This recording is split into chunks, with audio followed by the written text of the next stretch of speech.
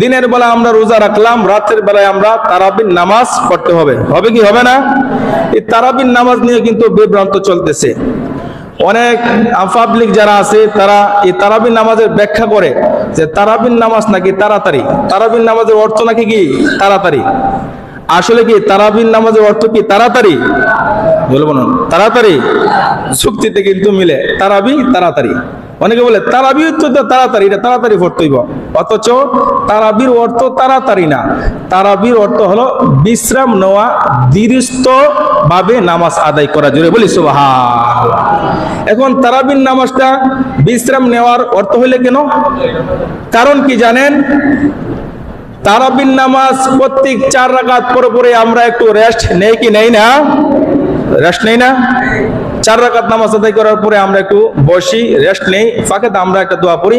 4 রাকাত নামাজ পড়ার পরে আমরা রেস্ট নেই, এই কারণে তারাবির নামাজটাকে নাম করা হয়েছে তারাবি। জোরে জোরে বলি সুবহানাল্লাহ। তারাবির অর্থ তাড়াতাড়ি না। যেহেতু তারাবির অর্থ তাড়াতাড়ি না, এই জন্য নামাজটাও তাড়াতাড়ি পড়লে চলবে না।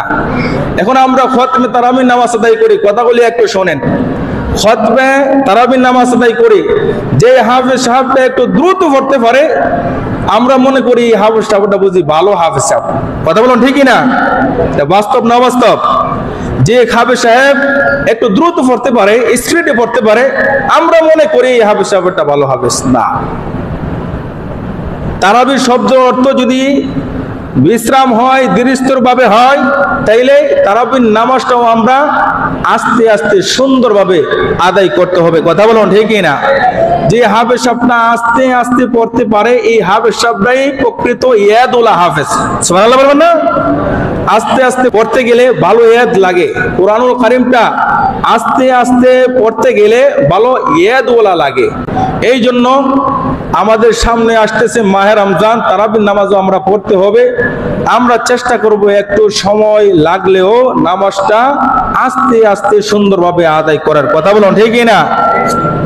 অনেকে কষ্ট পা যে এই হাফেজ সাহেবটা বলা না করে লেড়া মার্কা আস্তে আস্তে পড়ে, এই জিনিসটা ঠিক না।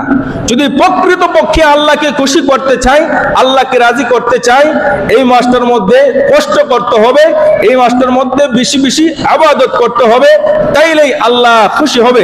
আল্লাহ যখন খুশি হবে, এই পবিত্র মাহে রমজানের রোজার প্রতিদান আল্লাহর নিজের কুদরতি হাতে দান করবে। জুড়ে বলি সুবহানাল্লাহ।